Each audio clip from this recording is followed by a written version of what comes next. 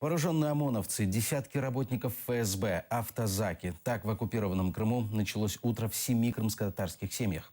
Силовики в поисках террористов посетили массив компактного проживания крымских татар в Симферополе. Впоследствии так называемых террористов забрали на допрос, а после обеда оперативно открыли аж 5 уголовных производств. Теперь без кормильцев могут остаться 17 малолетних детей. Вот и едут автозаки. Вот и пришли наши так называемые защитники.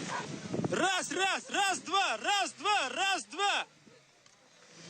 В пригороде Симферополя утро началось с обыска в домах крымских татар. Оккупанты ворвались к Айдеру Салединову, Узаиру и Тимуру Абдулаевым.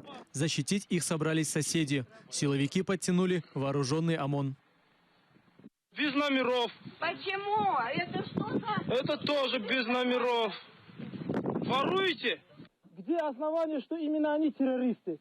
Вы не имеете права просто так приезжать без всяких оснований. Собрали.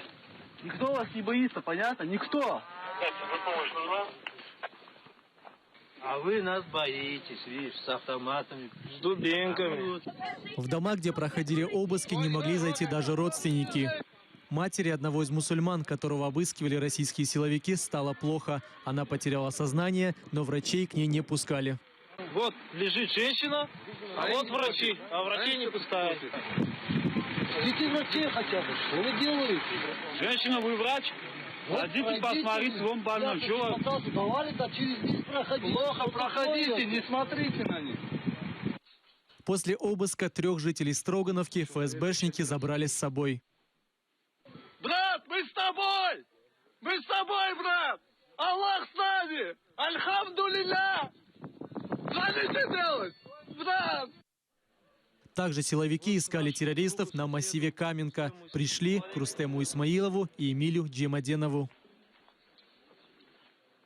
В 6 утра к нам ворвались люди, вооруженные, в масках. Это было буквально секундное дело. Они уже у нас в комнате. В то время, когда мы спали, мы и дети, вот все в одной комнате. То есть мы даже одеться не успели. То есть они зашли прямо на такие вот. Смотрите на этого пацана. В чем он виноват? Субханаллах. Вот его слезы. Пусть они проклятием против них же обернутся. Ребенок, он спящий. Субханаллах. Еще в обувь выходили. Еще взяли деньги, забрали бабашку. Сегодня прошла очередная акция устрашения крымских татар, крымских мусульман. Возбуждено уголовное дело, опять по участию в Хизбут Тахрир.